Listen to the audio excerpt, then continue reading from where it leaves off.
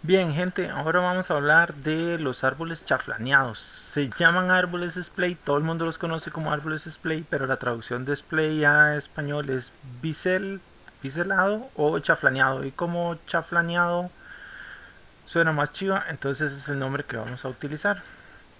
Paso de una vez aquí. Vamos a ver. Ahí está, y entonces vamos a hablar de los árboles chaflaneados. Los árboles chaflaneados son unos árboles muy chiva porque se usan para una cosa muy popular en computación que es el caché. Entonces estos árboles tienen una aplicación directa en el mundo real, bueno, igual que los binarios son para acelerar búsquedas, este es para acelerar consultas. Caché es un término en inglés, en francés, que no puedo pronunciar, pero básicamente se refiere a una memoria de consulta e intermedia.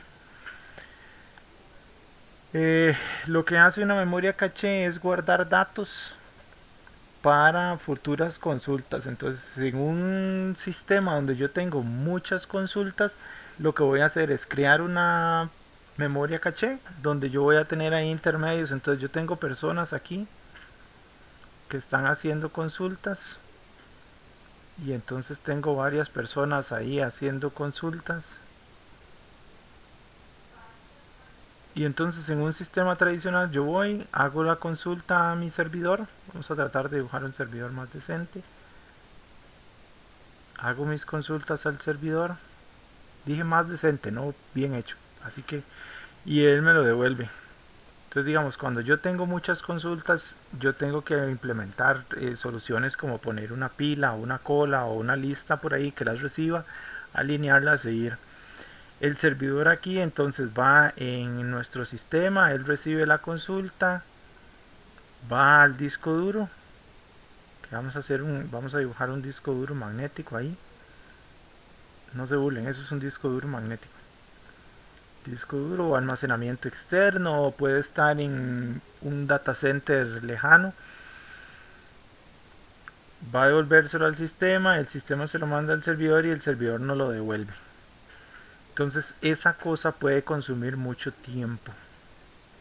Entonces baja el rendimiento, hay un montón de consultas que yo tengo que responder y puede ser que esas consultas estén repetidas. Entonces, ¿qué es lo que se hace? Que dentro del servidor se agrega una sección que es un caché, lo que se conoce como un caché. Caché se tilda. Usualmente está en memoria RAM porque no lo queremos en disco, porque en disco sería más lento. Sin embargo, en algunas ocasiones está en disco. Entonces, ¿qué es lo que se va a hacer? Que ya no vamos a preguntar directamente al servidor o a nuestro sistema, sino que vamos a consultar primero a la caché.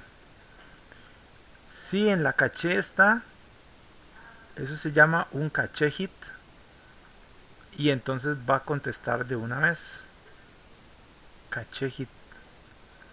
Si no está en el caché, voy a ponerlo en azul. Entonces voy a ir a consultar al sistema y eso se llama un caché miss o fallo de caché que no está en el caché.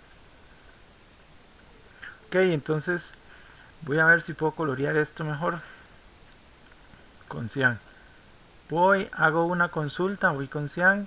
Si está en el caché y todo bien, entonces contesto que sería esa línea verde. Si no, lo que voy a hacer es que como fallé, voy a ir a hacer la consulta al servidor que es el caché mis. Busco acá, doy la respuesta y entonces doy la respuesta por la vía tradicional que es un poco más lenta. Entonces, si yo pego y está en la memoria caché, bien, me lo va a responder súper rápido. ¿Cuál es la gracia de que en la caché, si en la caché está todo bien, que yo voy a descargar este MAE de acá? Entonces, muchas consultas no van a llegar al sistema. Aquí se me olvidó mencionar que cuando nosotros vamos de aquí, también copiamos a la caché para que la caché se mantenga actualizada. Entonces doy la respuesta y al mismo tiempo actualizo la caché y si alguien vuelve a consultar, entonces puedo darle la respuesta súper rápida. Esto es más empírico que otra cosa. Todo el mundo sabe que funciona, pero no está así como un montón de la matemática. Hay una cosa que se llama, y es por lo que funciona, que es un concepto que se llama cercanía. Voy a ponerlo el nombre bonito, principio de localidad se llama. Principio de localidad.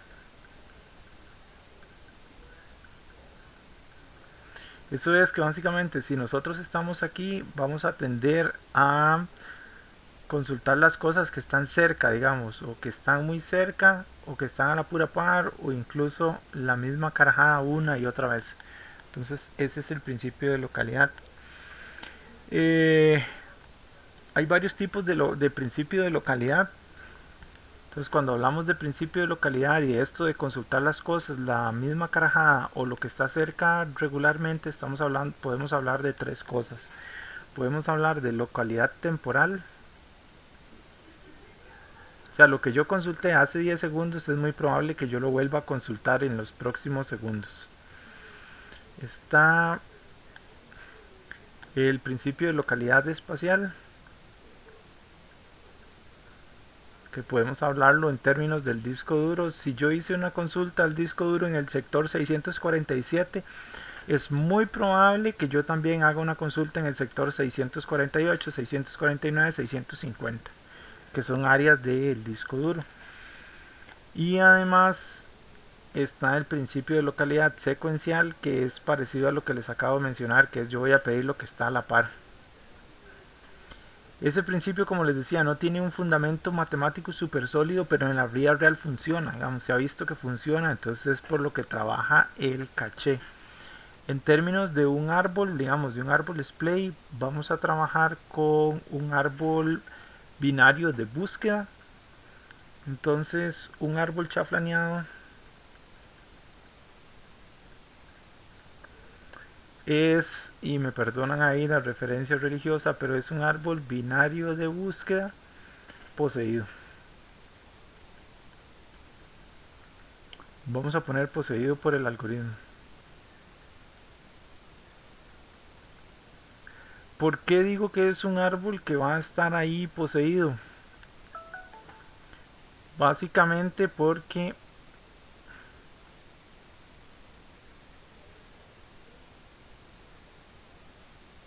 Ay, qué bueno me lo estoy haciendo dibujando. Está poseído porque cada vez que yo haga algo con el árbol, el mae se va a mover solo. ¿Por qué digo que se va a mover solo? Si yo tengo un árbol chaflaneado con esta forma que voy a poner así en anaranjado, yo tengo un árbol así. No es el árbol más bonito del mundo, pero digamos que para el ejemplo funciona. Entonces yo lo que voy a hacer es, si yo busco este valor que estaba aquí abajo, que está en amarillo, por el principio de localidad, quiere decir que puede ser que yo lo busque nuevamente en un futuro cercano.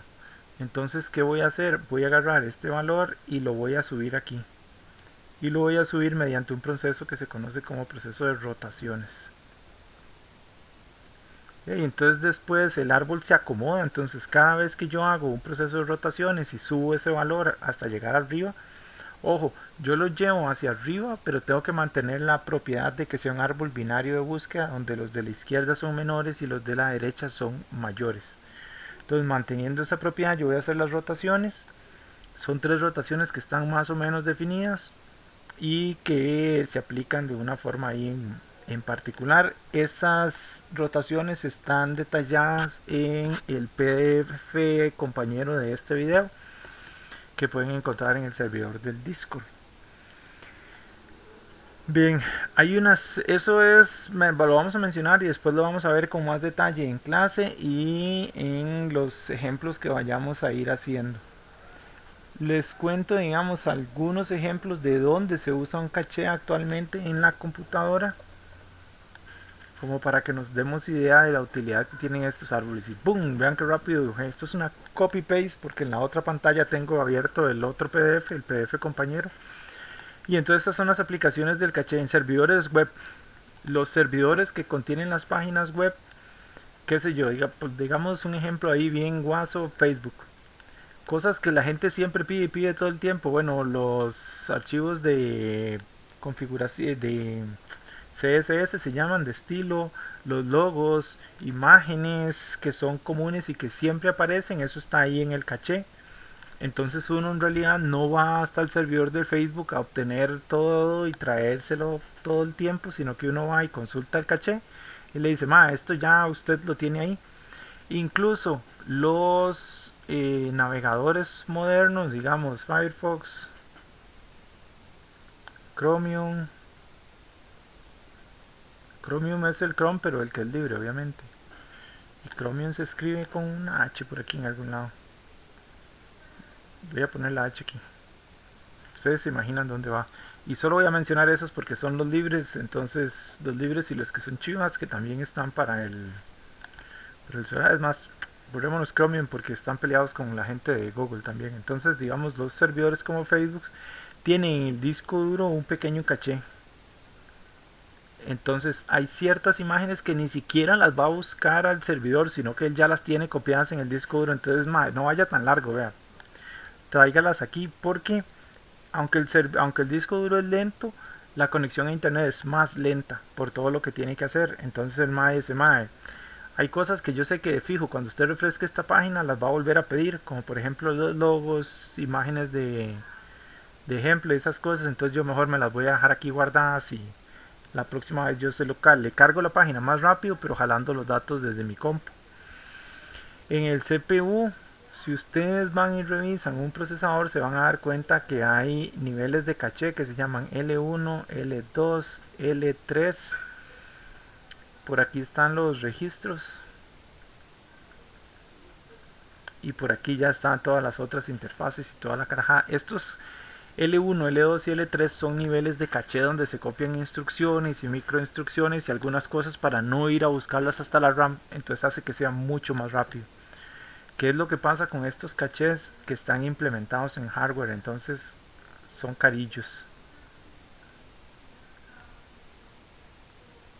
No sé cuál es el símbolo de los rublos, que son la moneda de Putin, pero bueno, no pasa nada.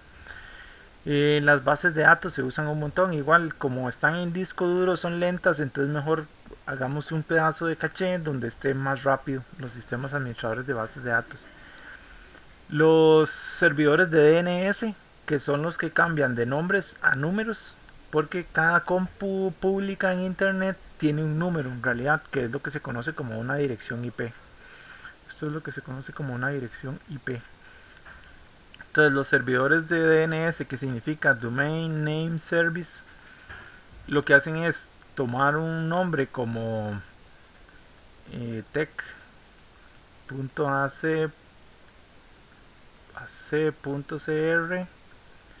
me devuelven un número que es el número del servidor que tiene la página del tech.